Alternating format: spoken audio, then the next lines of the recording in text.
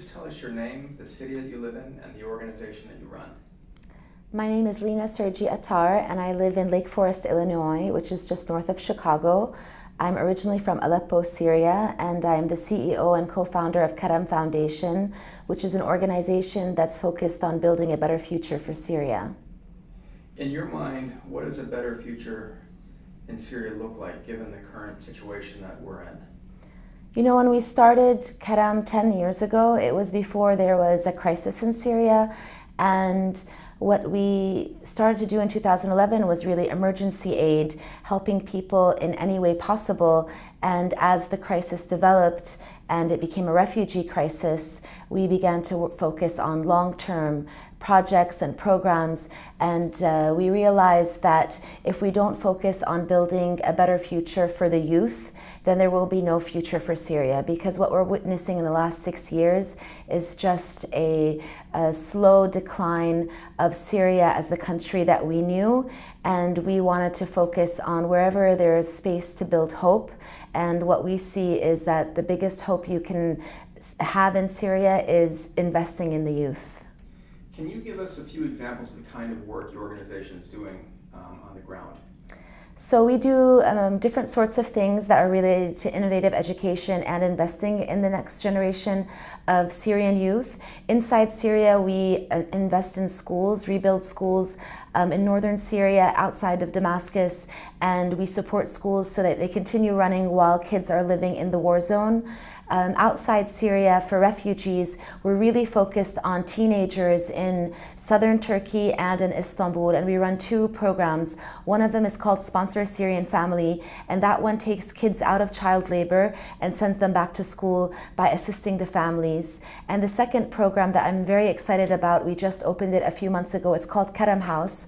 It's situated in Reyhanli, Turkey, which is right off of the Syrian border, and it's an innovation community center for Syrian refugee teens. So you have to imagine it being like a mini media lab where kids have access to technology, the internet, computer labs, a library, a culinary lab, a fabrication lab, and mentors where they can build skills to help them build a better future for themselves. And this is a project that we're looking to replicate in other areas outside Reyhanli. Our next one will be in Istanbul. Amazing. You mentioned you guys are doing work with teenagers. Mm-hmm. What specific issues are these teenagers facing that we should know about?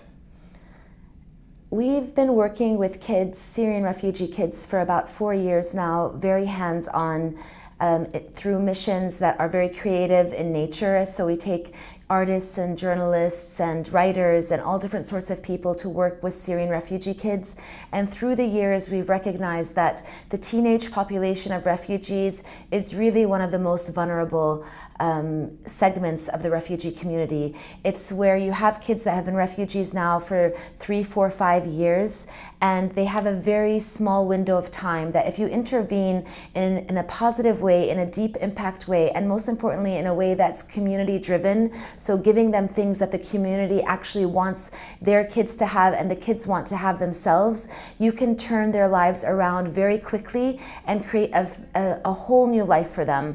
So, and this is very, very important for both boys and girls. It prevents boys from entering into a lifetime of manual labor, never being able to get into higher education, even turning them away from extremism. For girls, it means you're like lessening the possibility of early marriages and increasing the possibility of them going into higher education, and if not, into getting very dignified jobs and skills that are made for this day and age, and having them connected to the world in a way that makes sense right now.